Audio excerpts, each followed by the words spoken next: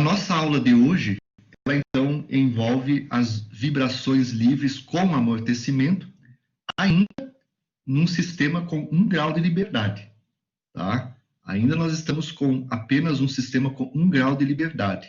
Daqui a pouco a gente começa a entrar num sistema com 2 graus de liberdade e, a partir daí, a gente pode generalizar todo o cálculo para N graus de liberdade.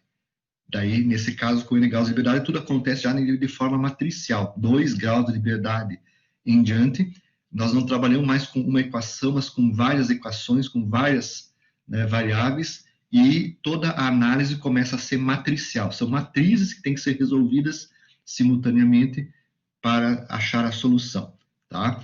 Mas no caso de hoje, a gente vai começar a trabalhar com o amortecimento. Vamos introduzir no sistema o amortecimento e verificar quais são as soluções possíveis e também, então, quais são, né, as soluções das equações diferenciais que aparecem no caso de vibrações mecânicas, né, com amortecimento, tá? Basicamente, existem 3 tipos de amortecimento que acontecem na engenharia. Existe o amortecimento livre ou de Coulomb, que é, então, aquele que nós vamos trabalhar na disciplina, onde o amortecimento viscoso, então, o amortecimento viscoso, ele é proveniente, né, do fluxo de um fluido, certo? O que gera o amortecimento é um fluido viscoso, pode ser o ar, pode ser um fluido, né? E esse movimento do fluido é que faz com que ocorra o amortecimento do sistema. Há também o amortecimento de Coulomb, né? Esse amortecimento de Coulomb é aquele que ocorre principalmente devido ao atrito, tá? Onde existe atrito que faz com que a energia seja perdida, tá? Ali existe, então, o amortecimento de Coulomb. Então, esse amortecimento de Coulomb é uma força constante que é proporcional ao coeficiente de atrito. Então, o coeficiente de atrito vai funcionar como um amortecimento. No viscoso, é o movimento de um fluido que vai gerar, então, o amortecimento. E existe a vibração, o amortecimento por histerese, que é o terceiro caso aqui, que é o amortecimento gerado pela deformação dos materiais, certo? Então, se nós pegarmos uma barra e alongarmos ela, nós vamos ver que tem um momento lá que no limite de escoamento, naquela região plástica, ocorre deformação, ocorre exige ali a energia para deformação e essa energia acaba retirada do sistema para deformar a barra ou deformar o sistema. Então, existe todo um processo de amortecimento por histerese, ligado, então, principalmente à deformação dos materiais, tá? E todos eles acontecem, há casos que tem sistema livre com amortecimento de Coulomb, tá? Existem casos que tem o de histerese, mas o mais empregado, e talvez o que mais exista, talvez não o que mais exista, mas talvez o mais empregado na engenharia, né, é a vibração livre com amortecimento viscoso. É o movimento de um fluido passando por orifícios calibrados, né, que geram esse amortecimento, tá? Por exemplo, né, uma corda de violão, né, ela é sujeita ao amortecimento viscoso. Quando você vibra a corda do violão, o ar que está ali entre a corda, ele é movimentado, a corda se movimenta ao longo do ar, né, na presença do ar, e o ar, então, faz com que ela diminua a sua amplitude de vibração, até chegar, dependendo do caso, né, extinguindo a sua intensidade, né, ou tendendo sempre a zero, tá? E, principalmente, nós, na nossa disciplina, vamos estudar esse caso aqui. Nós vamos estudar a vibração livre com amortecimento viscoso, tá? Vocês vão ver que só esse item aqui já é um item bastante grande, tá? E tem um tipo de solução, se nós resolvemos por Coulomb, amortecimento de Coulomb por atrito, já tem uma outra solução, já é equações não lineares. Aqui nós vamos ter equações de solução lineares, equações lineares, enquanto nos outros casos a gente não tem mais equações lineares, né? Então fica mais difícil ainda de resolver, tá? Mas é possível, tá? Tudo é possível com um grau de cálculo adicional na solução desses problemas aí, tá? Então nós vamos nos deter especificamente na vibração livre com amortecimento viscoso. E vamos então apresentar agora, né, qual é o modelo que leva então, né, a equação que fundamenta, então, o amortecimento livre, né, a vibração livre com amortecimento viscoso. Então, agora, a gente vai colocar, né, adicionar ao sistema da gente, além da constante de mola que nós tínhamos no sistema, né, livre, sem amortecimento, nós vamos colocar agora um amortecedor com um índice de amortecimento. O C, então, é o amortecimento do sistema. Tá? Então, nós temos aqui representado o amortecedor, a massa do sistema, todo sistema tem uma massa, certo?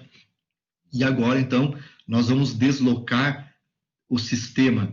Ele está, quando eu aplico a massa, o sistema está numa posição de equilíbrio, tá?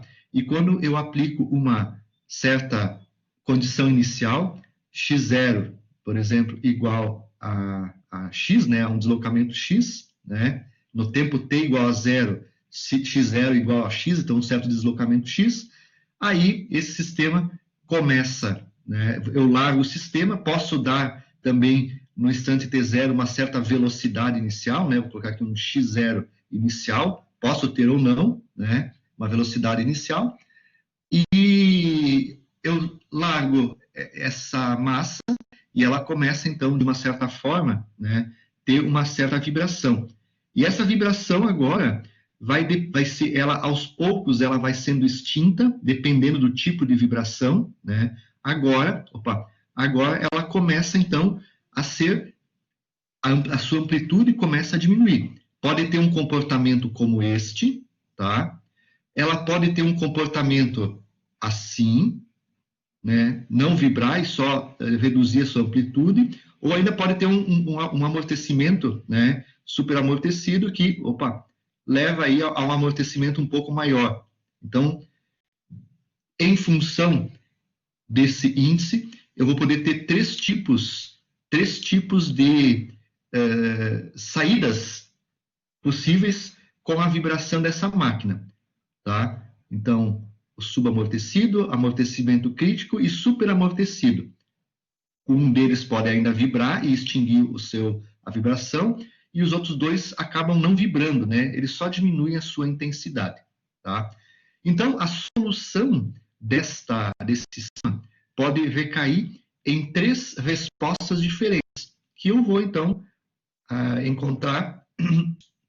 Nós vamos encontrar soluções dessas três respostas aqui, e encontrar as equações diferenciais que estão associadas, então, a esses três movimentos.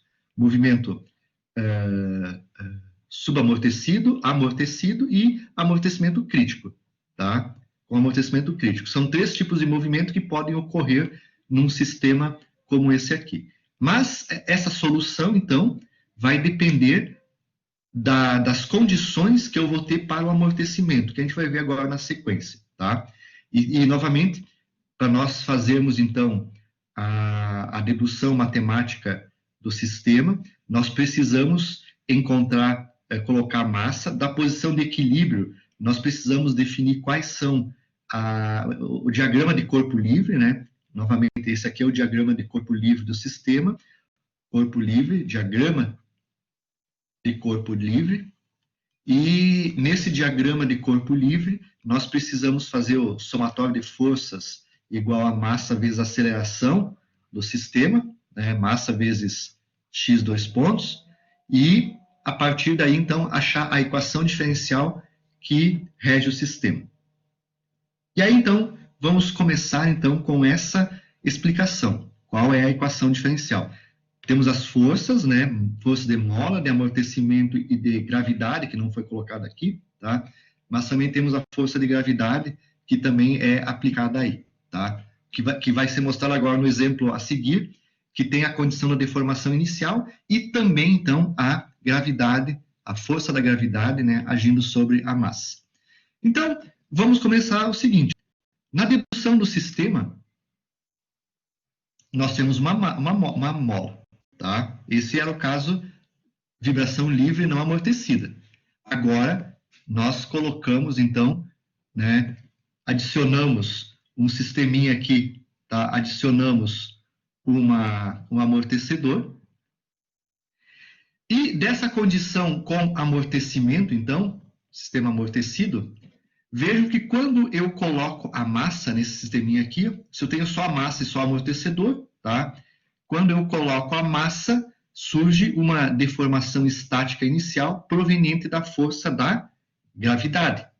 E surge, então, na mola, uma força que oposta à gravidade, que gera deformação estática, que é o K vezes o delta estático. Então, essa força surge quando eu adiciono na mola e no amortecedor a massa, há uma deformação inicial da mola, delta estático, apliquei o massa vezes gravidade, então, que é a força, e apareceu, equilibrando essa força, o K delta estático da mola. Certo? Então, a gente parte dessa condição aí, né? Temos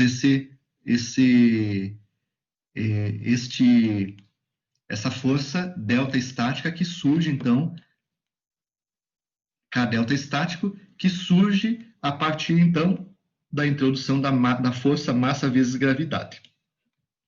Na sequência, né, nós vamos pegar esta massa e vamos deslocar, ela está em equilíbrio. Então, ó, eu estou aqui, existe uma linha, então, de equilíbrio estático, LEE, linha de equilíbrio estático. Então, se eu não aplicar nenhum deslocamento, a massa fica nessa posição, na linha de equilíbrio estático. Mas, se eu aplicar um deslocamento nessa massa, um deslocamento x, a massa se desloca de um valor x, a mola é esticada de um valor x e acaba aparecendo, então, ali, ó, um kx, uma força devido a deslocamento x. Somando esse kx, k proporcional à força, à deformação x, mais o k delta estático, vai existir o k, que multiplica delta estático mais x. E também vai aparecer agora, durante o movimento, né, se nós soltarmos a massa mola, né, vai aparecer uma força que é proporcional, então, à velocidade. Essa força de atrito, a força viscosa, né, devido ao amortecimento viscoso, nesse caso, nós estamos trabalhando com amortecimento viscoso, tá? Nesse caso, essa força, tá, ela vai ser, então, proporcional ao C, a viscosidade, vezes a velocidade. Então, no movimento, no amortecimento viscoso, a força que vai aparecer durante o movimento da massa, ela é proporcional à velocidade, tá? É proporcional à velocidade. Já no atrito de Coulomb, né, no amortecimento de Coulomb por atrito, a força ela é constante, ela é proporcional ao atrito, e o atrito durante o movimento não muda, né? É força igual a deslocamento, é proporcional ao atrito, né? Força normal vezes atrito, tá? Então não há uma proporcionalidade à velocidade. Aqui não, aqui no caso do amortecimento viscoso, ela é proporcional à velocidade. Quanto maior a velocidade, maior a força de amortecimento, tá? Então tem que estar isso bem em mente da gente na hora de fazer essa análise, tá? Então acaba surgindo essa força C vezes X, que é proporcional, então, à velocidade, tá? E aí, se nós colocarmos, então, todas as forças que agem num diagrama de corpo livre, o que nós temos aí é isso aqui, ó. Tirando essas forças todas que estão aqui e colocando no formato de um diagrama de corpo livre, eu tenho a força K delta estática mais X, que representa uma força que surge deste ponto aqui até o deslocamento X, então, né? Surge a massa vezes gravidade, que é oposta a essa multiplicação K delta estático, e surge, então, o C vezes X, velocidade, C vezes velocidade, então, que é uma força proporcional à velocidade do sistema, tá? Então, são os elementos que surgem. E aí, então, nós vamos pegar nesse diagrama de corpo livre e vamos, então, fazer o somatório de forças igual a massa vezes a aceleração, tá? Ok? Então, o que vai acontecer? Nós temos, se nós fizermos o somatório de massa vezes a aceleração, nós vamos ter, em primeiro lugar, aqui na equação, o menos C vezes X. Essa força é negativa ao movimento, certo? É uma força negativa ao movimento. Ela se opõe sempre à velocidade, tá, pessoal? Então, essa força aqui, nós vamos colocá-la aqui como sendo negativa, tá? Então, na realidade, se nós fôssemos colocar o vetorzinho de força aqui, tá? Ele estaria ligado no sentido contrário, né? Tá? Então, ela é colocada negativa porque ela se opõe ao movimento. Se a massa, a velocidade é para esse lado, ela é oposta a essa velocidade, sempre contrária à direção ao sentido da velocidade. Então, ela entra nessa equação como negativa, contrária ao movimento, contrária à velocidade, e a intensidade dela, então, é menos C vezes X. Essa é a força devido ao amortecimento, força de amortecimento, tá? Menos K vezes delta estático mais X, e mais mg, que é a força da gravidade aplicada para baixo. Tudo isso é igual a massa vezes aceleração. Então, olhem o que acontece aí, tá? Nós vamos colocar tudo isso em evidência. Eu vou abrir a equação. C vezes X menos K vezes delta estático. Abri essa aqui de novo, como estava lá em cima, abri ela, K delta estático, menos K vezes X, menos K vezes X, mais massa vezes gravidade, igual a massa vezes aceleração. Dois termos são iguais, ó. Esse que eu estou riscando aqui, que já foi eliminado aqui com esse aqui, são iguais. Por quê? Porque o delta estático vezes K, que surge aqui, ó, ele é proporcional à massa vezes gravidade. Quando eu coloco a massa, quando eu coloco a força massa vezes gravidade, peso, né, eu tenho um deslocamento delta estático que é delta estático vezes X. Então, ele acaba anulando. Delta estático vezes K. Ele acaba anulando esses dois valores aqui. Então, fica sobrando aqui nessa equação essa variável, esta, e a massa vezes a aceleração. Esses valores aí, estão aqui, ó, é o que sobrou. Nós podemos passar isso aqui para o outro lado da igualdade, né, para achar uma equação diferencial de segunda ordem. Fica, então, menos massa vezes menos aceleração, menos, ó, esse C vezes X, menos K vezes X, igual a zero. Se eu multiplicar tudo isso aqui por menos 1, tá? Fica tudo positivo. Então, ó, massa vezes aceleração, que é essa equação destacada aqui, mais C vezes X, mais C vezes X, mais K vezes X, igual a zero. Que é a equação matemática do movimento. No caso de antes, que era um sistema livre, nós tínhamos isso aqui, ó. Essa era a equação do sistema sem amortecimento, ó. Não tinha essa variável aqui, ó, associada à velocidade. Agora, ó, agora nós vamos ter aqui no meio um movimento livre. Livre sem amortecimento. Sem amortecimento. Nós trabalhamos nas aulas anteriores, tá?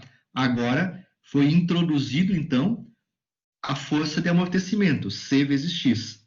E agora, então, as soluções que nós vamos ter que encontrar têm que estar relacionados com essa equação diferencial aqui destacada, tá? Então, ela vai ser, então, utilizada para fazer as respectivas soluções, tá? Só que ainda lembro que nós podemos deixar o termo em aceleração multiplicado por 1, né? Aí, se eu pegar essa equação e dividir por m, eu vou ter aqui, ó, acabo tendo, então, aqui a aceleração multiplicada pelo termo 1, né, que não altera nada. Fica C sobre massa aqui, ó, aqui fica C dividido por massa, tá? E aqui na equação K fica K sobre massa, tá? Então, novamente, né, aquela variável que acaba multiplicando o deslocamento, aqui no caso essa aqui agora, tá? Deixando a equação nessa forma aqui, aquela variável que está multiplicando o x, ela é, novamente, a frequência natural. Vamos colocar aqui, né? Essa variávelzinha que aparece aqui, novamente, então, é o ômega n ao quadrado, frequência natural ao quadrado. Então, ele é, novamente, igual a raiz de k sobre m. A frequência natural do meu sistema continua sendo raiz de k sobre massa, certo? Continuo tendo esta frequência natural do sistema, só que agora vou ter também a frequência amortecida. Agora eu tenho um amortecimento e ele vai mudar um pouquinho a frequência que ele vai vibrar. Ele não vai vibrar mais de acordo com o ômega n, sim proporcional ao ômega d, que é a frequência de damping, amortecimento, tá? Que a gente já vai ver na sequência das deduções do livro do Hall, tá? Então, é isso aí, ó. Essa, então, ou a destacada aqui em vermelho, né? Ou as outras que vêm para frente vão ser as equações que nós vamos estar usando para resolver sistemas agora com amortecimento. Está aqui a equação principal, tá? E as suas mudanças aqui, né? Onde dá para tirar a frequência natural do sistema, tá?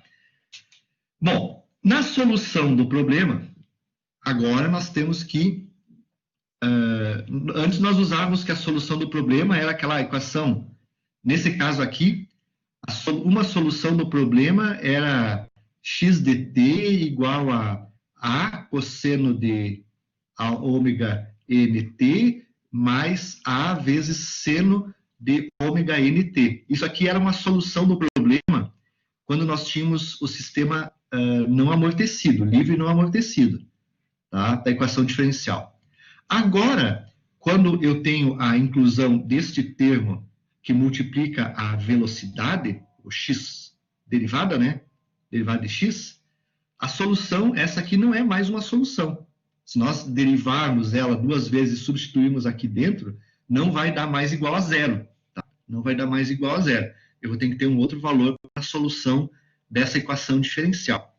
E se a gente retomar lá um pouco do cálculo 3, né, que envolve a parte de equações diferenciais, nós vamos ter que usar agora, né, uma solução baseada na equação característica. Se a gente retomar cálculo 3, ou as equações diferenciais, né, agora a solução dessa expressão já é diferente, tá?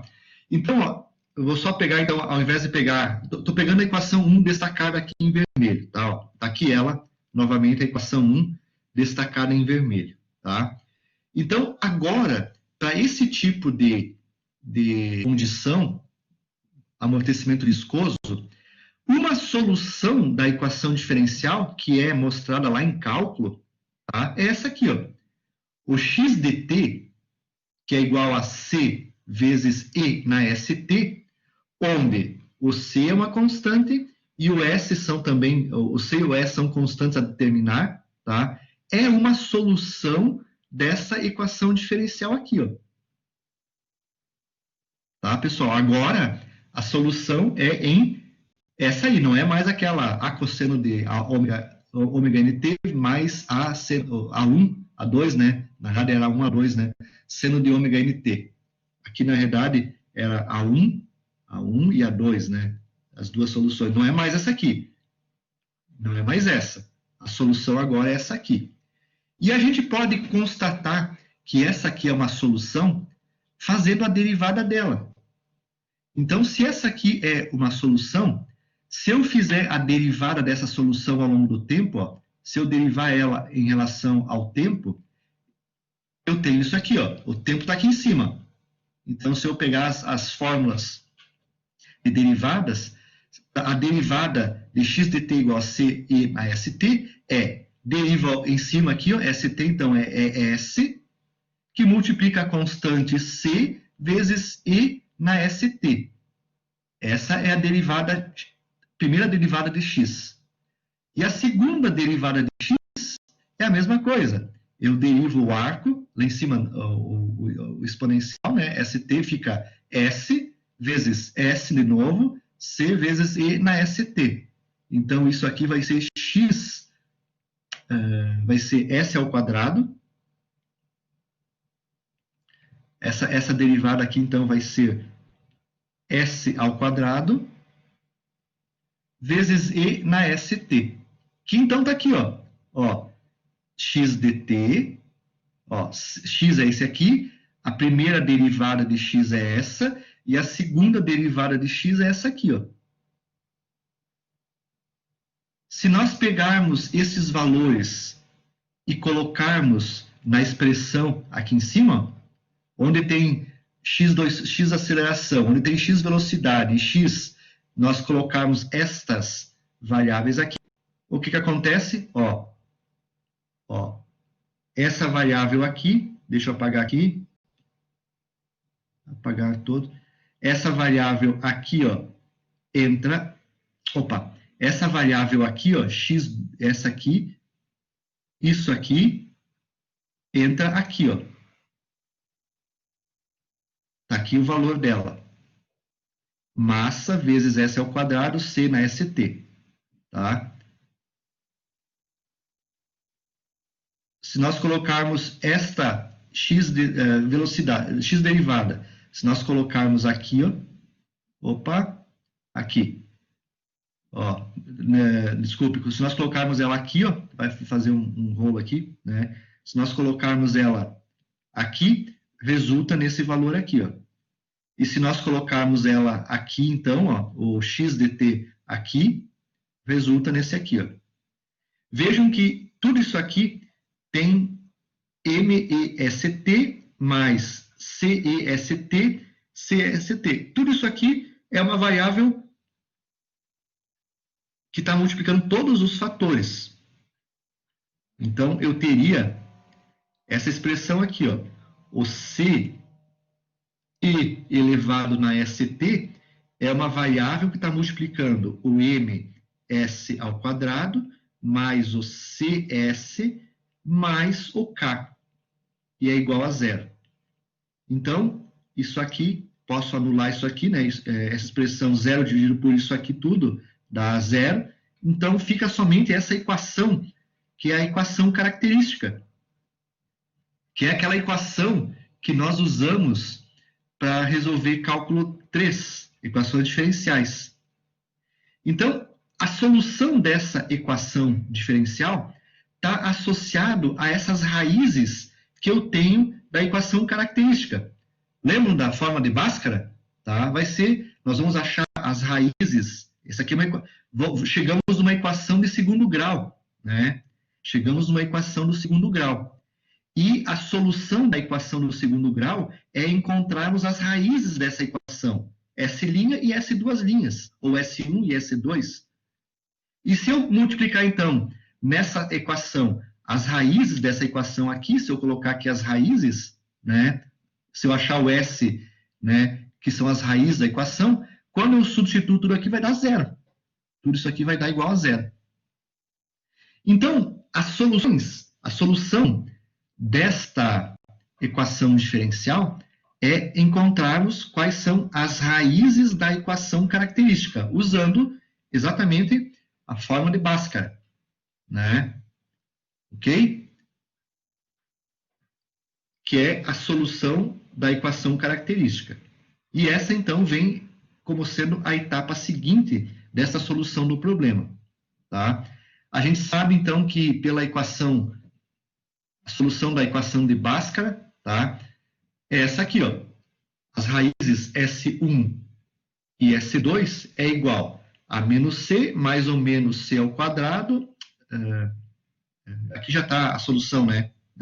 Se nós pegarmos aqui, usando a solução de Bhaskara, S' igual a mais ou menos raiz quadrada de B ao quadrado menos 4AC sobre 2A, né? Essa é a forma da equação de Bhaskara, né? Essa ninguém esquece, né? Todo mundo decorou essa equação de Bhaskara lá no segundo grau, né? No primeiro grau, né? Então, ó, menos A mais ou menos raiz quadrada de B ao quadrado menos 4AC sobre 2A é isso aqui, ó. Então, esse aqui é o termo A, esse aqui é o termo B e esse aqui é o termo C, tá? Da equação de Bhaskara. Então, ó, as soluções é menos A, menos B, né? Menos B, mais ou menos raiz quadrada de B ao quadrado menos 4AC sobre 2A. Eu acho que eu falei errado antes, né? Falei rápido, acho que eu acabei falando diferente a solução. Mas é as raízes da equação de Bhaskara. Então, vejam que isso aqui é a raiz 1 e a raiz 2. Ou seja, depende do sinal mais ou menos aqui da fórmula. Tá? Então, o S1 vai estar associado com o sinal positivo e o S2 vai estar ligado com o sinal negativo. Então, aí eu tenho as duas soluções, então, da equação de Bhaskara. Então, vejam, ó, o A vale M, o B vale C e os K da equação de Bhaskara vale C. Então, ó, eu posso usar, então, ó, menos C, mais ou menos raiz quadrada de C, amortecimento, né? Aqui é amortecimento, né? Menos 4 né, vezes M vezes K sobre 2M. Eu posso abrir tudo isso, dividir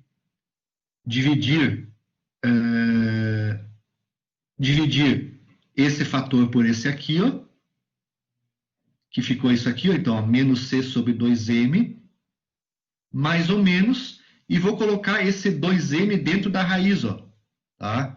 Então, 2M dentro da raiz é a mesma coisa que 2M ao quadrado, ó. Então, fica, vou apagar aqui também, ó, vai ficar aqui C, eu vou colocar a raiz aqui, ó. Vou colocar a raiz, fechar a raiz aqui, ó. Então, se eu coloquei dentro da raiz, eu coloquei 2m ao quadrado, dividido aqui também por 2m ao quadrado, tá?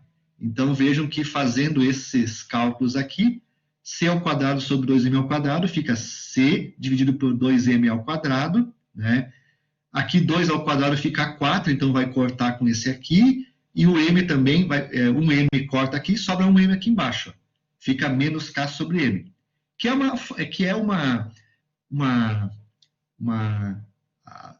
a solução da equação característica mais simplificada, tá? Levando em conta menos cálculos aqui na hora de resolver. Então, essa solução aqui, a primeira aqui, ó, é igual a essa aqui, ó.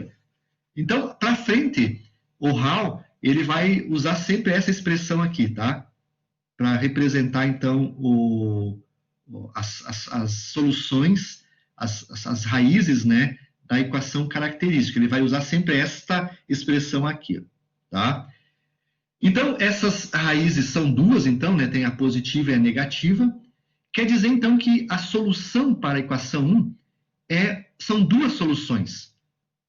Eu tenho uma solução 1 que é C1e na S1dt, proporcional, então, à raiz positiva aqui, né, o valor positivo, e o outro x2, né, vai ser o C2 vezes E na S2, proporcional, então, ao negativo da raiz, elevado a S2 vezes T, tá? E aí, então, essas duas soluções vão ser essas aqui, ó, x dt, a solução, então, daquela equação é x dt igual a C1 E na S1t mais C2 vezes E na S2t. Essa é a solução da equação baseada em cima do CE na S1t, a partir da solução das raízes da equação diferencial, da equação característica, tá?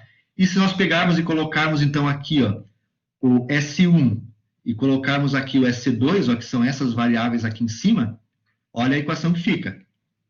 Fica essa equação aqui, ó. Então, essa é a solução, essa em amarela é a solução dessa equação aqui, ó. Tá? Essa, então, é a solução. Tá? Aquela em amarelo, então, é a solução desta equação diferencial. Se nós pegarmos esses valores ali, então, derivarmos uma, duas vezes e substituirmos nessa expressão aqui, tá? Ela vai dar igual a zero. Tá? Ok?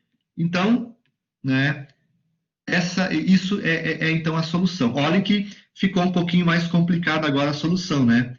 Antes era A1 cosseno de ômega nt mais A2 seno de ômega nt. Era o movimento harmônico. Agora eu já tenho uma solução um pouco mais complexa. E C1 e C2 são constantes a serem determinadas a partir das condições iniciais do problema, que é deslocamento no tempo t igual a zero e velocidade inicial no tempo t igual a zero. Então, o C1 e o C2 vai depender dessas variáveis aqui, tá? Então, na realidade, a equação não é complicada, né? É só a gente calcular todo esse valor aqui negativo, ó. É só calcularmos todo esse valor aqui, ó, também, que vai dar, levando em consideração o negativo aqui, ó, e colocar na fórmula, né? Ela vai se tornar pequena, mas tem que calcular, então, fazer esses cálculos aqui inicialmente, tá? Ok? Bom, daí a solução, então, aí vem o seguinte. A raiz, se nós olharmos essa raiz aqui, ó, as raízes, a nossa equação, as raízes S1 e S2, elas podem ser iguais ou diferentes. Tá?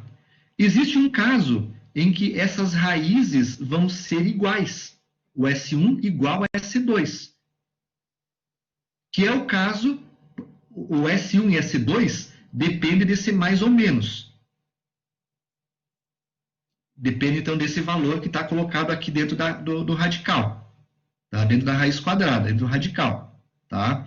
Se esses valores aqui forem zero, se todo esse radical for igual a zero, a equação, as raízes só vão ser isso aqui, ó, C sobre 2m. Então, essa condição é a condição que vai determinar os três casos de amortecimento. Eles vão estar associados a esse radical da raiz da equação de característica. Tá? Então, o Hall, ele faz o seguinte, ó, ele vai definir agora um tal de amortecimento crítico. Esse amortecimento crítico, ele divide, vamos assim dizer, o sistema, a solução do sistema em um subamortecido, amortecimento crítico e superamortecido, que são as três soluções que eu falei no início dessa apresentação. Tá? Então, ele aqui inicia o processo de cálculo, então, desse amortecimento crítico. Então, se nós pegarmos este radical todo aqui, ó, raiz quadrada de C sobre 2m ao quadrado menos K sobre M, e igualar ela a zero. Só o radical, tá? Então, eu vou ter duas raízes igual nessa condição. Se isso aí for igual a zero, isso aqui não existe, e as minhas raízes S1 e S2 são iguais.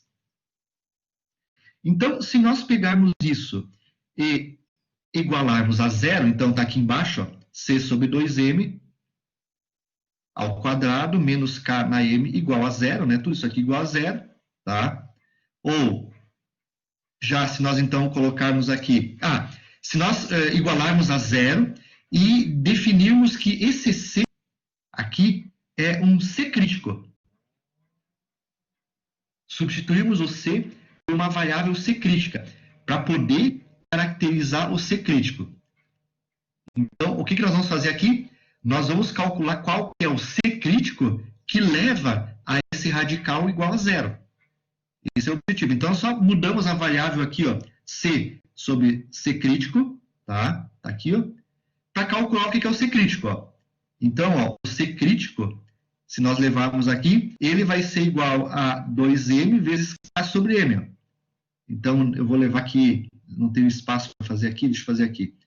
O C crítico ao quadrado sobre 2m ao quadrado, estou pegando essa expressão aqui, 2m ao quadrado é igual a K sobre M. Passei o K aqui para o outro lado da igualdade.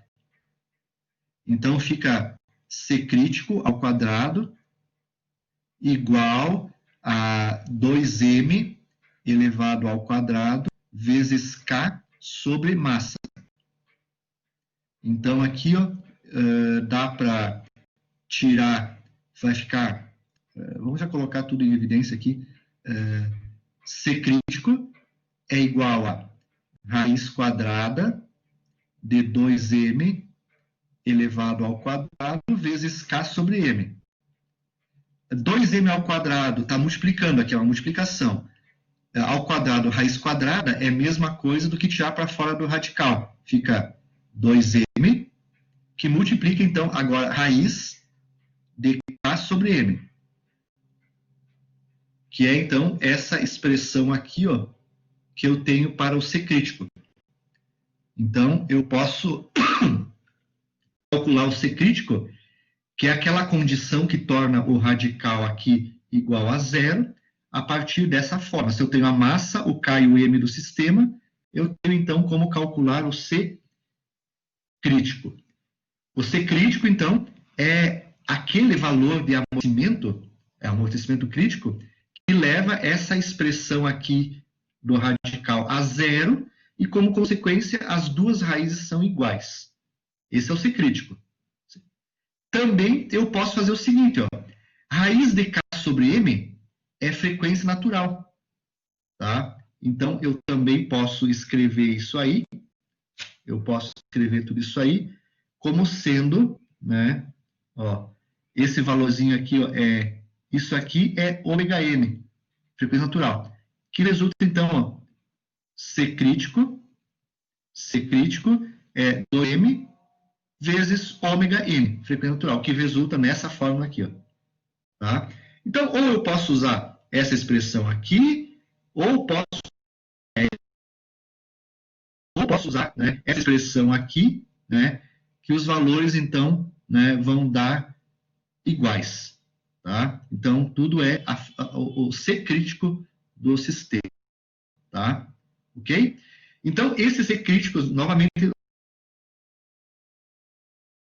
o C crítico do sistema é aquele amortecimento que leva a esse radical ser igual a zero. Não existindo esse mais ou menos aqui, nós vamos ter duas raízes iguais. C sobre 2m. Tá? E aí, então, nós, para finalizar tudo isso, tá? Apagar todo o slide, tá? Nós podemos encontrar agora, então, o fator de amortecimento. Esse fator de amortecimento, que é o Xi aqui, é o Xi, ele é definido como a razão entre a constante de amortecimento, ó, do sistema, dividido pelo C crítico. Então, o C crítico é esse aqui. É aquilo que leva a esse valor zero. Então, se eu pegar o amortecimento do meu sistema e dividir pelo C crítico, eu tenho aqui o valor, então, do epsilon. Tá? Depois eu mostro, tem livros que chamam isso, tem livros que tem outro valor, aqui outra variável. Eu já mostro qual a variável que tem aí no livro do Hall. Tá? Então, nós achamos esse fator, que é o fator de amortecimento. Esse fator de amortecimento, pessoal, dependendo do valor do C crítico, se o C crítico for igual ao C, ele pode ser igual a 1. Se o C crítico for maior do que o C, esse epsilon vai ser menor do que 1. E se o C crítico for, se for maior ou menor que 1, e se o C crítico for menor do que o C, ele vai ser maior do que 1. Então, este valor aqui pode tomar, o fator de amortecimento pode tomar 3 faixas diferentes, que vão ser então, as soluções que eu posso ter na minha equação, né, nas raízes da equação do sistema. Se ele for igual a 1, ó, se isso aqui for igual a 1, ou seja, nessa equação aqui em cima, se esse C for igual ao C crítico, isso é 0. Eu tenho uma condição. Se ele for menor do que 1, eu tenho 2 raízes. Se ele for maior do que 1, tenho também 2 raízes. Então, dependendo deste fator aqui, agora, ó, a equação pode tomar 3 soluções diferentes ainda. Tá? Vai ter ainda 3. Algumas coisas se cortam, né? Eu posso ter 3 soluções ainda diferentes para ela, que são os tipos de amortecimento, então, que ocorrem. Vamos para frente. Aí, então, aqui. Daí aqui, então, nessa equação amarela que está colocada lá, ó, foi feita algumas simplificações aí, ó. Quais são as simplificações? Onde eu tenho C sobre C crítico, é esse valor aqui, ó. Tá? Então, fazendo algumas simplificações dessas variáveis aqui, ó, tá? C sobre 2m, assim por diante, tá? Nós chegamos, então, que, levando em conta esse fator de amortecimento, a equação amarela, a solução dela pode ser encontrada por essa expressão aqui, ó. Então, eu tenho menos epsilon mais epsilon ao quadrado menos 1, que multiplica ômega nt, tá? Então, ó, vejam que agora, ó, ao invés de levar em consideração o C, o 2m, o C sobre o K sobre 2m, está sendo levado em consideração, fazendo essas substituições que tem aqui em cima, a solução da equação amarela fica essa aqui, ó, que é a que é mais empregada, então, tá, pessoal? Olha, é a mais empregada. Todas as fórmulas que vocês vão encontrar em formulários de livros, em provas de concurso, se for dada, em prova do Douglas e assim por diante, tá? A forma que vai ser dada para vocês resolverem um sistema amortecido, a solução é essa aqui, ó. Levando em consideração o fator de amortecimento e a frequência natural. Essa fórmula em rosa aqui, ó, é a mesma amarela, só que com as fórmulas, com as variáveis rearranjadas, ok? Em função do ômega n e em função do fator de amortecimento do sistema, tá? Então, talvez a partir de agora a gente só comece a apresentar essa fórmula destacada aqui em rosa, tá? Bom, mas assim, ainda na solução do problema nosso aqui vai aparecer as duas concomitantemente aqui, tá? O Raul apresenta as duas concomitantemente para poder entender a relação aqui da raiz, né? Quando ela é igual, quando o radical é igual a 0.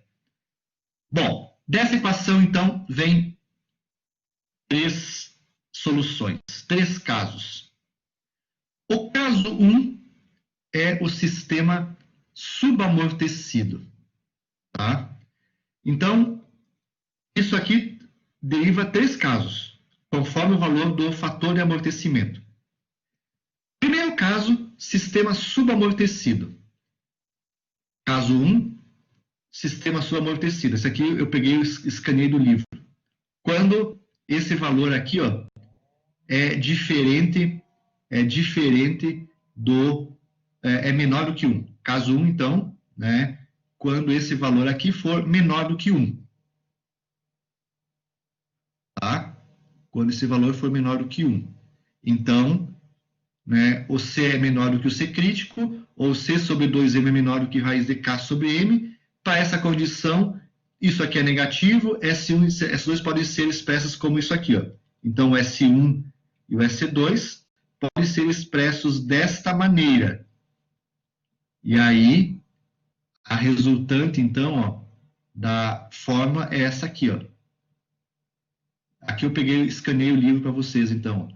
A equação 2.69 do livro, tá? Ela se torna essa expressão aqui, ó. Colocando as raízes, tá? Em função do fator de amortecimento e do ômega n. Eu posso colocar o E em evidência, ó, E fator de amortecimento ômega n e T em evidência, que multiplica C1, ó, essa parte aqui, que multiplica essa parte aqui. Posso ir trabalhando as partes iguais. Aqui, no caso, ele fez uma solução por números complexos, ó, tá? Resulta nessa expressão aqui, eu não vou entrar em detalhes nessas soluções aqui, que, por sua vez, então, chegam a esses valores de solução. X dt, então, no caso do sistema subamortecido, caso 1, a solução ao longo do tempo é uma variável x, amplitude de um deslocamento, aqui no caso, né, uma variável x amplitude, que multiplica e elevado na psi, ômega nt, vezes seno de tudo isso aqui, ó. Tem aqui uma outra variável que é o φ. Olhem as variáveis que eu desconheço aqui, o x e o φ. Ou então, se nós trabalharmos com uma variável inicial, x0, eu tenho aqui também um φ0. Então, ó, nessa solução, ó, C1 linha, C2 linhas, que estão no slide anterior, x x e o ângulo de fase, tá? 0 e φ0 são constantes arbitrárias a serem determinadas pelas condições iniciais. Então, esses valores aqui, que eu tenho nessas expressões aqui, eles vão depender das condições iniciais do problema. E as condições iniciais do problema é, em t igual a 0, nós temos um x0, um x, vou colocar aqui não x0, para entrar a variável x. Nós temos um x de t igual a 0 igual a x0, e temos uma velocidade em t igual a 0, que vai ser o x0 ponto, x0 velocidade. E aí, então, se nós derivarmos essa expressão aqui, ó, usarmos o x dt, derivarmos ela, x dt, derivada de x, em relação ao tempo, e substituirmos essas componentes aqui na derivada e na equação principal, a gente encontra esses valores aqui, ó. O C1' na expressão se torna x0, e o C2' na expressão anterior se torna todo esse valor aqui, ó, com as condições iniciais. Tá? Se torna esses dois valores aqui. Tá? Então, ó, essa aqui é a equação 2.71 do livro. E aí, então, a solução... Vou voltar aqui um pouquinho de novo. Ó. Aqui, tá aqui o selinho, aqui embaixo. Essa aqui é a 2.72 do livro, tá? Essa aqui, ó. Se nós substituirmos essa equação aqui, então, resulta, então, em C1', C2', que é, então, a solução da equação diferencial de segunda ordem homogênea com amortecimento. Desculpa, ele não é 272, ó. Resulta na 272, né? Resulta na 272. Tá? Então, acaba resultando nessa equação aqui, que é a 2.72 do livro. Tá? Então, observem que nessa solução, ó, esse aqui é o C1', e esse valor todo aqui é o C2'. Tá? Então, com esses valores aqui, eu uso para resolver o meu problema de sistema subamortecido, quando isso é menor do que 1, quando o fator de amortecimento é menor do que 1. E isso nos dá, pessoal, um movimento característico. Tá? Então, ó, se eu quero agora... Eu tenho, então, as condições iniciais, vou determinar todos esses valores aqui, x0, xi, ômega n, e assim por diante. Então, por exemplo, se eu quero saber qual que é o deslocamento em tempo igual a 2 segundos, eu pego nessa equação, entro com 2 segundos aqui, e onde eu tenho sempre 2 segundos, onde eu tenho t, eu entro com 2 segundos, e eu consigo determinar a posição desse objeto, o instante, né, em t igual a 2 segundos. Esse sistema, essa vibração, vai ser alguma coisa assim, ó. Nossa, tava inclinado aqui a minha mesa. Borracha. O movimento que nós vamos ter com essa solução aqui, ó, vai ser alguma coisa assim, ó. Eu vou começar com uma amplitude grande e vou reduzindo a amplitude do movimento. Essa equação aqui, se eu fizer o tempo, né, o tempo variar de 0 até 10 segundos ou mais, ou conforme for o caso, até menos, né? Se eu fizer o tempo variar, a amplitude do sinal de vibração, então, vai diminuindo ao longo do tempo. Vai ter esse movimento.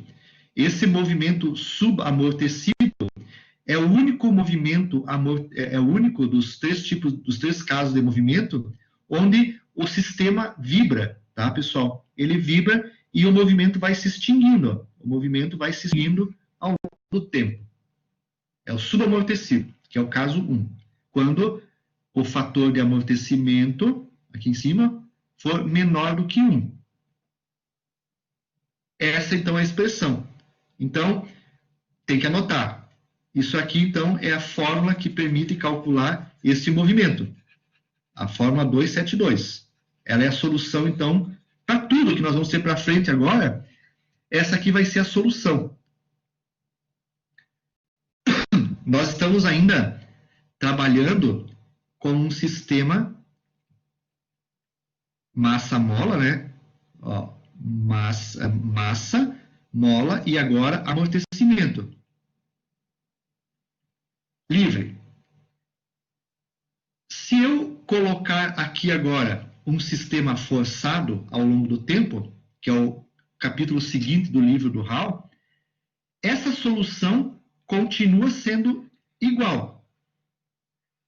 É uma parte da solução do próximo caso. Então, a solução, só que nesse caso aqui, quando eu tenho FT, a equação não vai ser mais uma equação homogênea, né? A equação diferencial não vai ser mais homogênea, vai ser não homogênea. Então, essa solução é a solução da equação homogênea, daquele caso, e ainda vai ter mais uma solução particular, que é a solução da não homogênea. Então, isso aqui é uma solução que também vai ser utilizada para o sistema forçado. Uma parte da solução do sistema forçado é a parte da homogênea e depois vem a não homogênea junto aqui a solução da equação diferencial. Então, é uma solução. Tá? Tudo isso, então, é uma solução, então, quando o caso é subamortecido. Agora nós temos aqui também as expressões, levando em conta as expressões, o outro tipo de expressão, a amplitude, né? Tá? Qual que é o valor da amplitude? Se eu pegar o C1 linha ao quadrado, o C2 linha ao quadrado, eu tenho a amplitude x do movimento ao longo do tempo, e se eu pegar o C1 e o C2, eu tenho o ângulo de fase ao longo do tempo, então aqui, ó, tá? Ângulo de fase φ e φ0. Aí vem um detalhe importante. Se nós observarmos aqui, ó, olhem aqui a solução da equação. Isso aqui, ó, aqui no seno aqui embaixo, ó, nesse seno. Isso aqui é o seguinte, ó, seno de raiz quadrada de 1 menos c ao quadrado, fecha parênteses, vamos colocar mais um parênteses aqui, e um colchete aqui, ó, um colchete e vezes o colchete, tá? Então, vejo que esse seno de abre colchete, fecha colchete aqui no final, que multiplica raiz, abre parênteses, 1 menos c ao quadrado, fecha, vezes ômega n t, tá? Ok?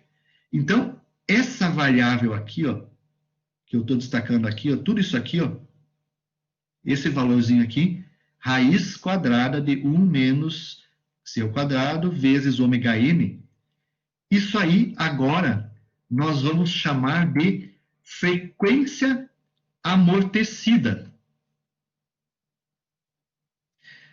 Quando nós tínhamos um sistema livre, sem amortecimento, a vibração era assim, ó. Era assim, ó. Certo? A frequência natural, ou período, estava associado a distância entre um pico e outro, né? Isso nos dava, associado a ele, a frequência natural. O sistema não amortecido, ele vibra de acordo com a frequência natural dele, que é o caso do capítulo 1 do Hall. Só que agora nós temos amortecimento. E o sistema, o sistema tem uma frequência natural, tá? Mas ele não vibra mais na frequência natural. Aquele movimento que eu vou ter agora, esse movimento que eu vou ter, que vai se extinguindo, tá? A frequência que eu tenho aqui agora é uma frequência amortecida, ômega D. Se eu fizesse o diagrama em relação à frequência e não ao tempo, né, eu teria ômega D agora, e não mais frequência natural. Então, o ômega D é frequência de dump. Dump é dump, né? Dump. Dump é frequência amortecida. D, ômega D. Essa frequência amortecida agora, eu calculo a frequência natural, raiz de K sobre M, que é a frequência do sistema, e multiplico pelo fator raiz de 1 menos fator de amortecimento ao quadrado. Isso, então, é definido como frequência de vibração amortecida. Tá? Amortecida. Que é o que vai acontecer agora no sistema amortecido. Ele vai vibrar de acordo com a amortecida. Mas aí pode ter alguns casos, né? Diferentes. Mas ele vai vibrar, então, quando ele for subamortecido, ele vai vibrar de acordo com a frequência amortecida. Então, guardem esse termo aqui, ó, ômega D. Ômega D. Só perguntar para vocês, alguém toca violão aí ou não?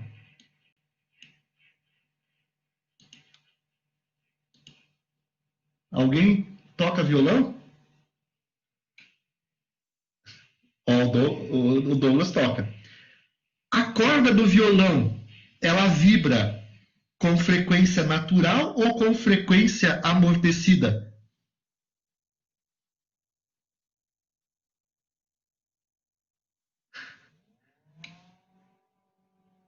Né?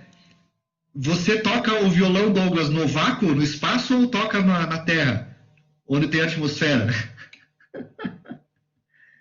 Né? Você toca o violão, a gente toca o violão, né? Na presença do ar.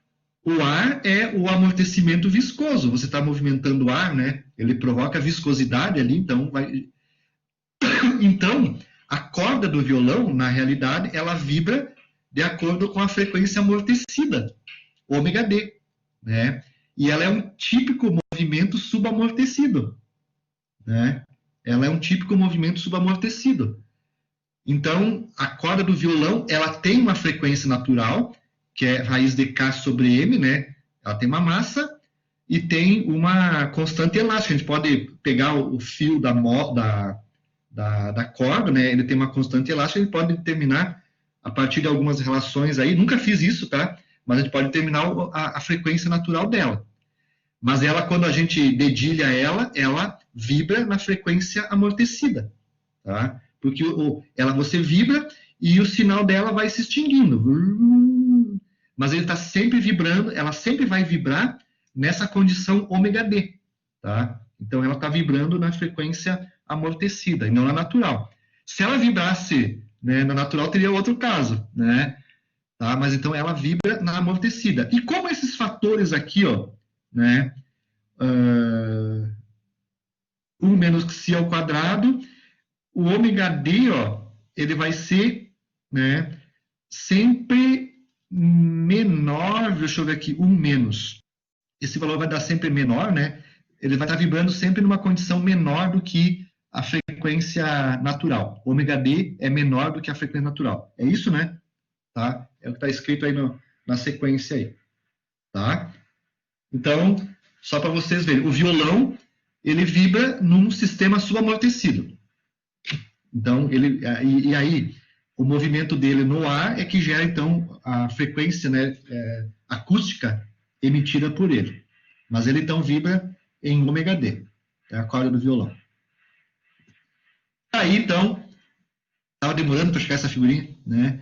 Tá aí, então, pessoal, o movimento subamortecido. Ele tem essa característica aí, então, tá? Colocado aqui uma figurinha do Hall, tá? Então, ele mostra, então, esse movimento. Ele existe, então, um decremento logarítmico, a gente chama de decremento logarítmico, né? À medida que o tempo passa. Então, aqui está numa unidade, ó, ômega D vezes T, tá? Então, essa unidade aqui não é tempo aqui, então, para poder mostrar essa figura aqui, foi colocado a unidade aqui, não é tempo somente, é ômega D vezes tempo, tá? Frequência natural vezes o raiz de 1 menos que ao quadrado e vezes o tempo. Então, esse eixo aqui é tudo isso. Então, a gente observa aí essas variáveis, tá? E olha o que acontece, né? Aqui eu tenho o valor do φ, naquelas formas de antes, né? Vejam o que é o φ. Esse aqui é o valor do φ. Onde iniciaria, se eu voltasse para o tempo atrás, né? Onde a curva iniciaria no eixo ômega d vezes t, é o φ da equação diferencial, né? Que foi dado anteriormente, tá? O φ0 é do ponto t igual a zero, né? Ômega d vezes t, tudo zero, começando o movimento. Se ele tiver velocidade e aceleração, o pico vai subir. Então, o φ0 é o ângulo de fase. É o ângulo entre o tempo igual a zero e o primeiro pico de movimento, lá em cima. Pode ser também que esse movimento saia assim, ó. Pode ser que isso aconteça assim também, ó. Se a velocidade for igual a zero, desculpe, a velocidade for igual a zero, esse pico aqui não vai existir, ele vai estar ligado aqui com o eixo X, ó. Não vai existir esse movimento. Então, ó, se a velocidade inicial for igual a zero, o movimento sai daqui, ó. O primeiro pico é esse aqui, ó. E vai fazer isso aqui daí, ó. Então, o φ vai ser igual a zero, se x igual a zero. Então, dá para ver, então, aqui essas variáveis que estão sendo, que se encontram na equação 2.72, ó. Tá? O ômega d, né? Então a distância que eu tenho aqui é o ômega d entre um pico e outro, φ0, o x, né? E aqui, ó, eu acho que esse valor aqui é x0. Tá errado aí no livro. Eu acho que esse valor é o valor x0 do livro, tá? O livro tem alguns erros. Eu nem tinha visto isso, é a primeira vez que às vezes a gente observa com mais cuidado, tá? Esse aqui x1 que estava aqui, eu não tenho certeza, agora que eu vi no slide, esse valor eu acho que é um valor x0 e φ0, tá? Ok? Que é o que está ligado com a equação diferencial, que é a equação 2.72. Tá?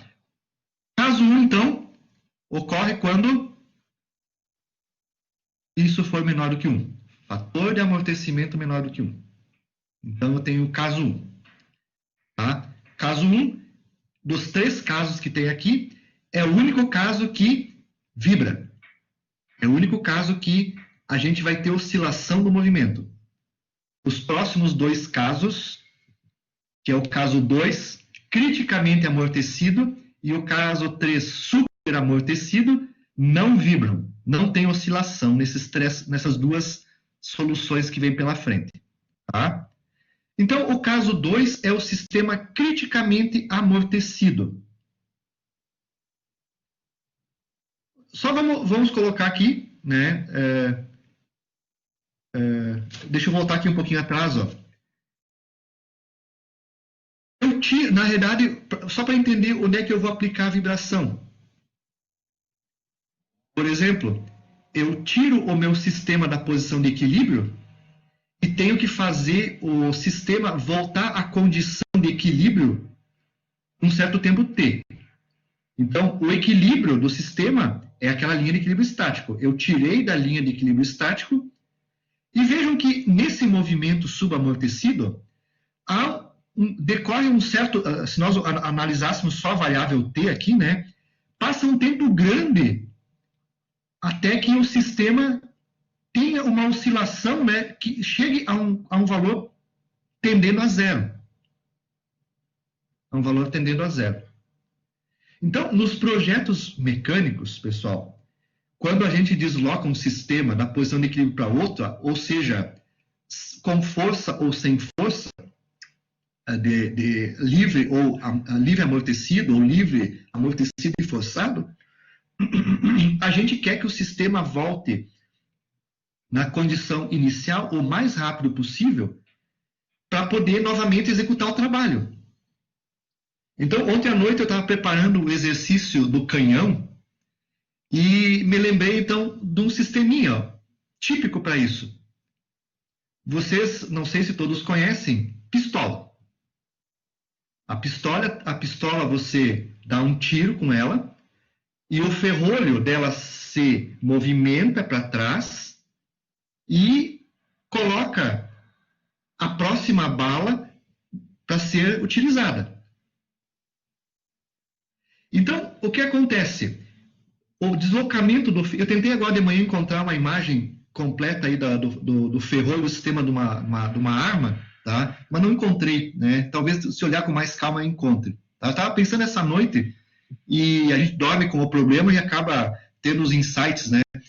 E aí, então, o ferrolho, então, que avança e retorna, quando você dá o tiro, a energia da pólvora da munição, ela empurra a munição para frente, indo em direção ao cano e saindo do cano, e ao mesmo tempo a energia da pólvora empurra o ferrolho para trás, tá? Para que ele possa colocar inserir a nova munição para dar um novo tiro.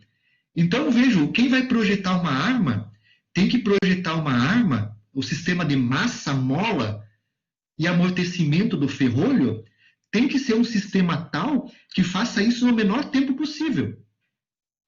Então, não adianta o cara dar um tiro e esperar um tempo grande, né, para que a bala, todo o sistema novamente se carregue para dar o próximo tiro. Tem que ser rápido. Tá? Então, possivelmente, um sistema como esse aqui não daria certo. Um sistema subamortecido não daria certo. Porque eu teria, até o sistema voltar na posição de equilíbrio lá embaixo e permitir eu dar o próximo tiro, ele não daria certo. Tá? Não daria certo. Tá? E aí, então, eu não posso... Douglas, depois eu vou olhar ali. Tá? Eu tenho que ter no menor tempo possível isso. Então, para que o sistema avance e retorne no menor sistema possível, no menor tempo possível, eu tenho que ter uma condição de criticamente amortecido. Tá? Então, eu vou ter que definir no meu sistema, em todo o sistema, massa, mola, amortecimento do conjunto, eu tenho que definir que ele volte na condição de equilíbrio apto para o novo tiro no menor tempo possível. É assim que eu acharia que seria o projeto de uma arma, tá? Mas pode ser que ela seja super amortecido, tá? Mas, para retornar no menor tempo possível, eu vou ter que... Lembra daquele radical? Vou voltar lá atrás, ó. Vamos ver se eu volto muito, ó. Esse radical aqui, né? Ó. Esse radical aqui tem que ser igual a zero, né?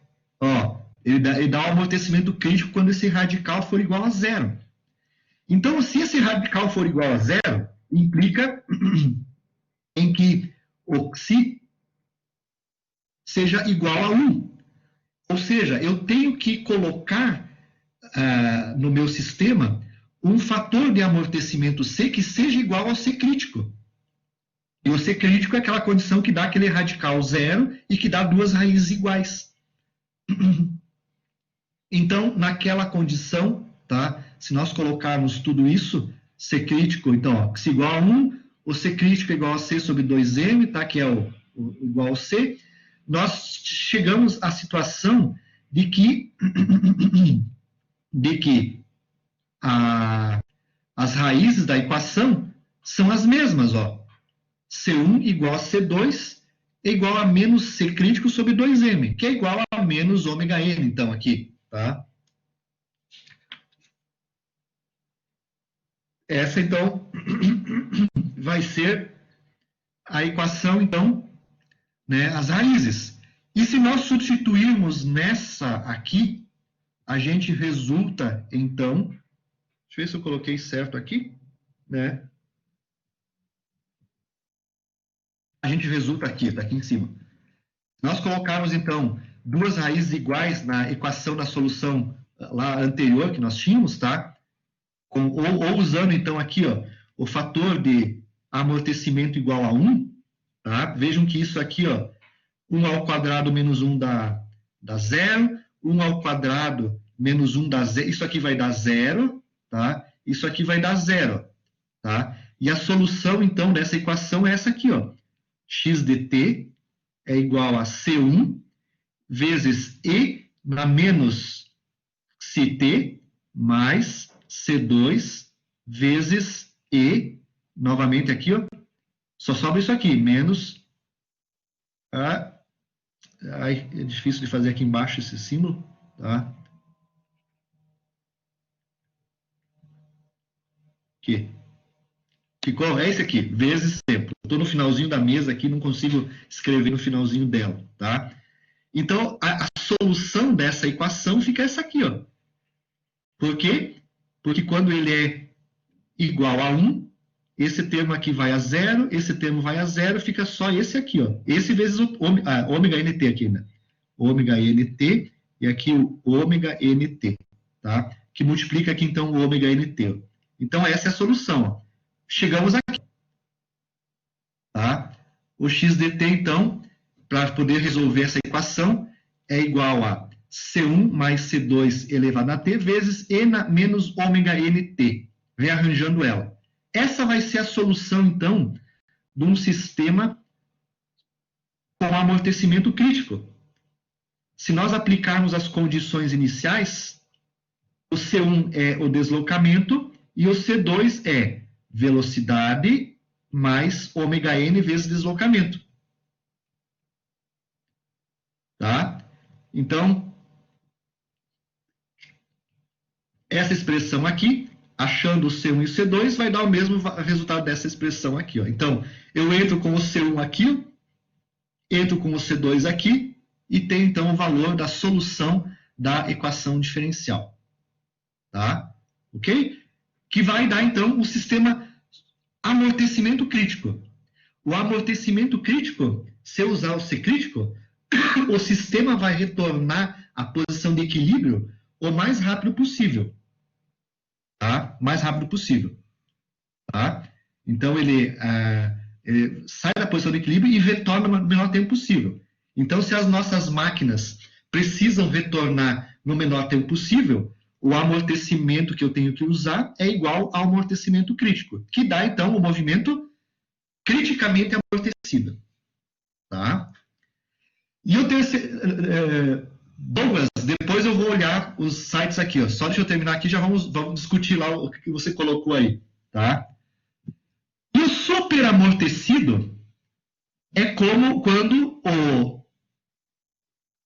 é o caso 3, quando o fator de amortecimento é maior do que 1. Ou seja, o C é maior do que o C crítico.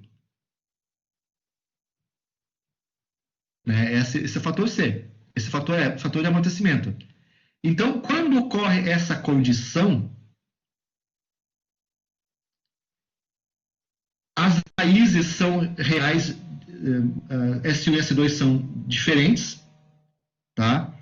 E nesse caso, a solução novamente toma esse fator aqui, ó, novamente essa é a solução geral, só que agora essa solução vem aqui, ó. Esse é o valor de C1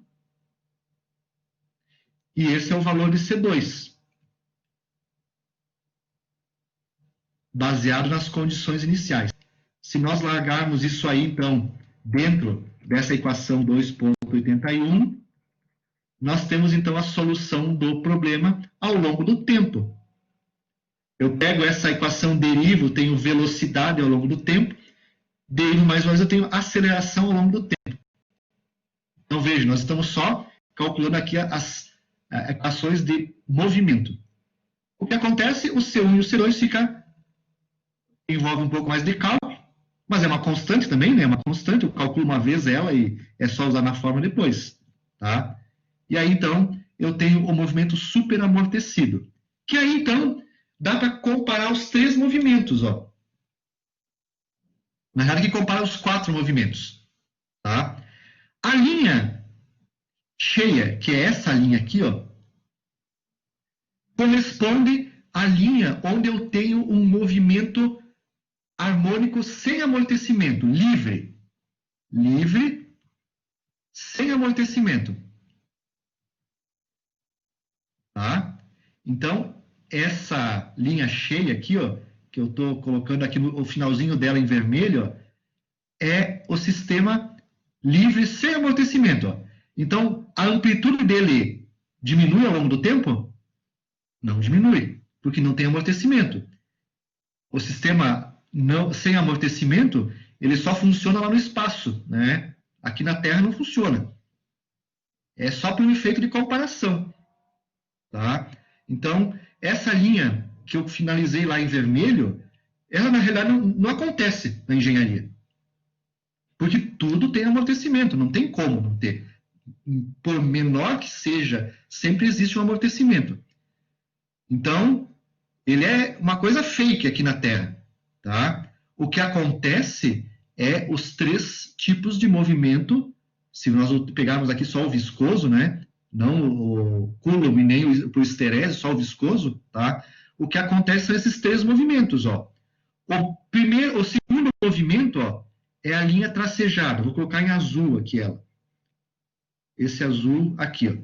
É essa aqui, então. Ó.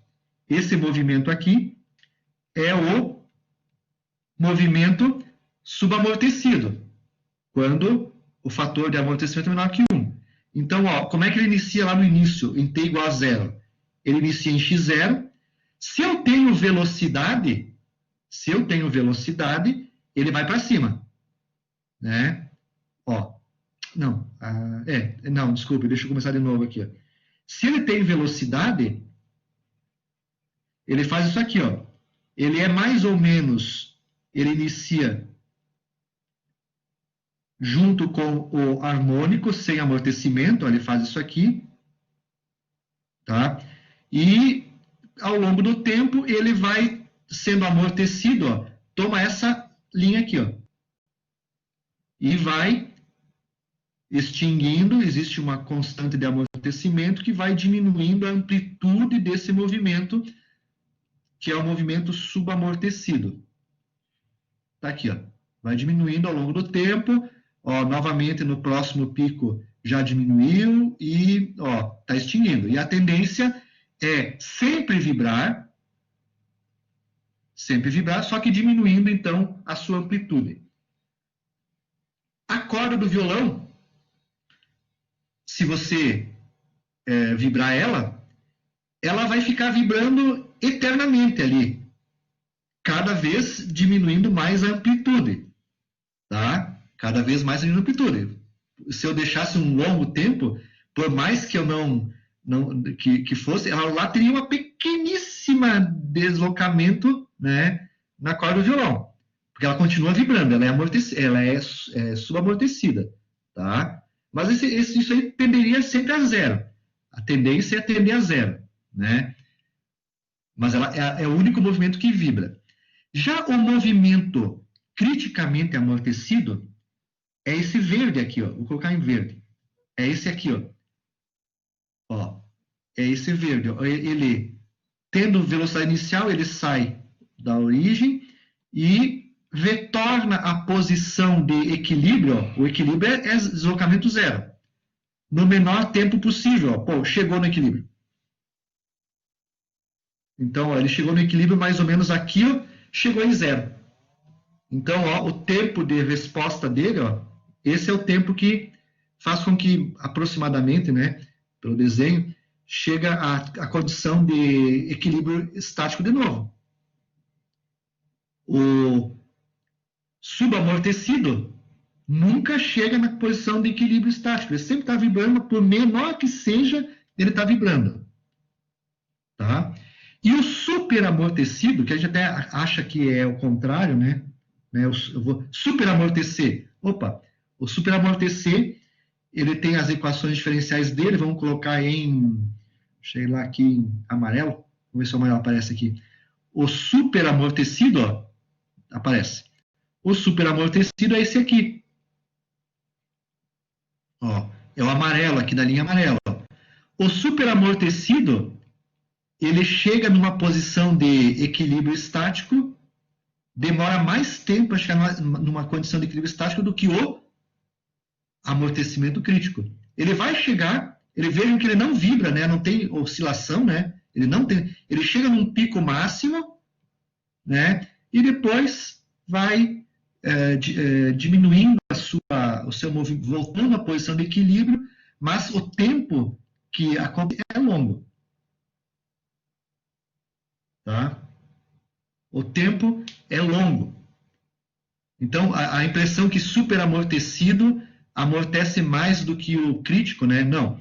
O amortecimento crítico é aquele que provoca a extinção do movimento mais rápida e o superamortecido demora um pouco mais. Tá? Só que é maior do que o subamortecido.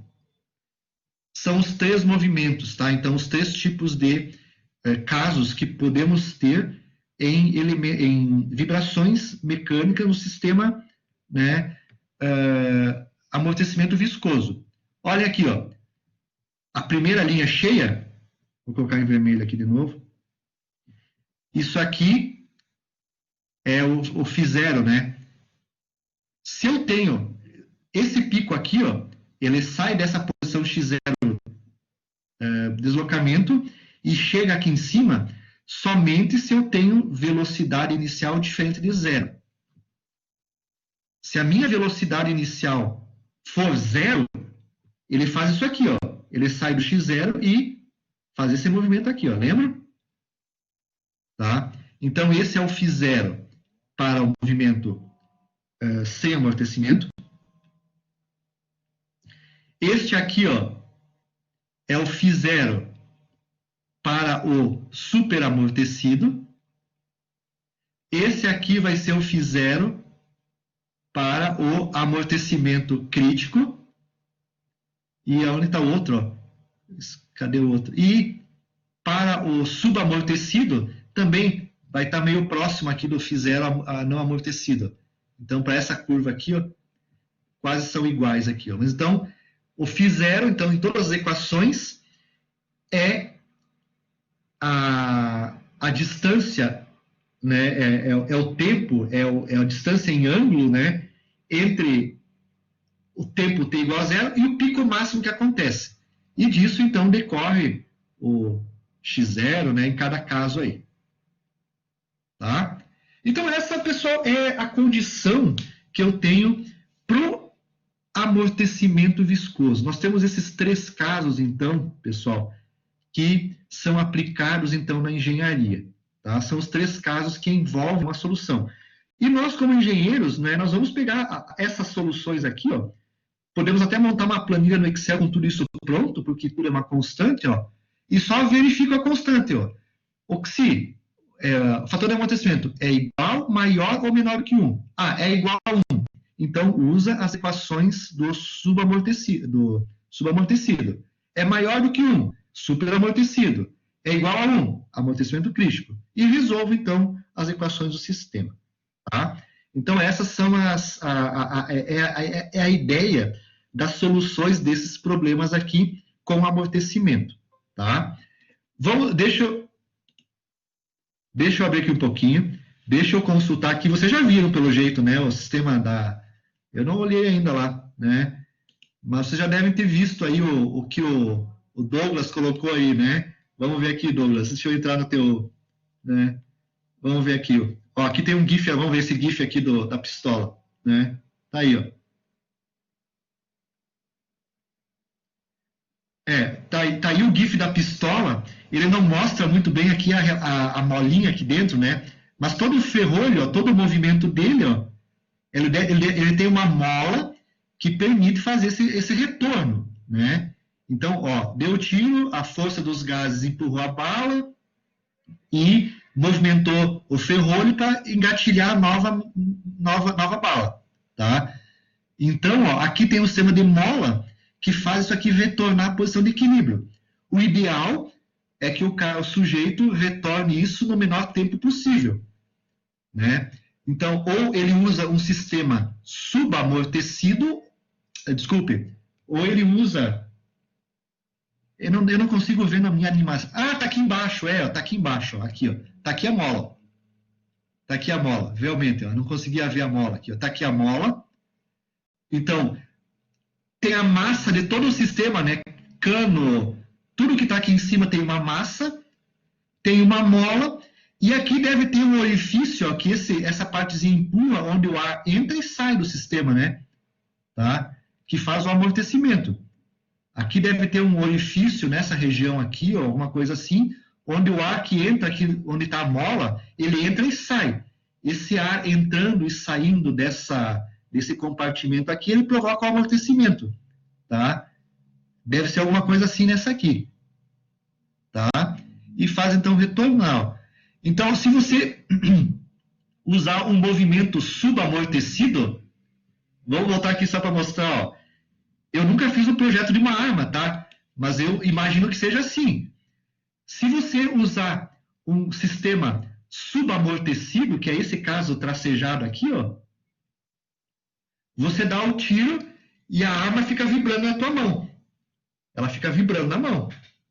O sisteminha lá fica vibrando. Então, numa arma, eu acredito que seja assim. Não vai ser possível usar um sistema subamortecido. Então, a escolha do fator de amortecimento vai depender de ter um sistema ou criticamente amortecido, eu possivelmente usaria um criticamente amortecido, ou, de repente, um super amortecido. Tá? Talvez usaria um super amortecido, né? Porque, de repente, vá que eu use o criticamente amortecido, ele está no limite, né? Isso aqui é igual a 1, né? Então, quer dizer que o C crítico é igual ao C. Mas vamos supor que aumente a temperatura e mude a densidade do ar, vai mudar o amortecimento do sistema. E, de repente, se ele passar para baixo, né, ele pode chegar num sistema subamortecido com vibração. Então, de repente, a solução para uma arma é usar um superamortecido.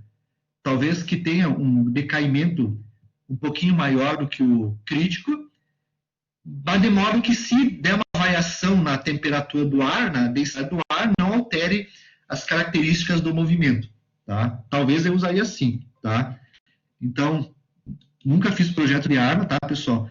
Eu estou imaginando como engenheiro que seja, acredito que seja assim. Tá? Ok? Ó, tá aí, então, é um caso típico. Tá? Quanto maior o tempo de retorno, melhor para o sistema. Tá? Vamos ver o outro exemplo que você colocou também aí, Douglas. Não sei se dá para ver também, vamos ver. Tá aqui, tá aqui a mola. Tá aqui a mola, ó. Dá para ver bem, então, né? Todo o movimento, a mola. E possivelmente aqui, quando ele comprime essa mola, deve ter um local que entra ou sai o ar, ó. Talvez seja por aqui. Aqui é uma guia da mola de recuo. Guia da mola. Ele é meio oco, ó. Talvez essa parte oca aqui, ó. Essa parte oca que está aqui, ó, é por onde vai passar o ar que está aqui dentro. Ó. Quando ele recua, o ar vai passar por aqui por dentro. Então, se eu estrangular essa abertura aqui mais, eu tenho um fator de amortecimento maior. Demora mais para o ar sair aqui de dentro. Então, ele vai aumentar o amortecimento. Então, possivelmente, esta saída aqui, né, esta saída aqui, é o que define o amortecimento dele. Esse orifício, em função da velocidade do retorno e assim por diante, é o que define isso. Tá? Tá bem colocado aí. Tá?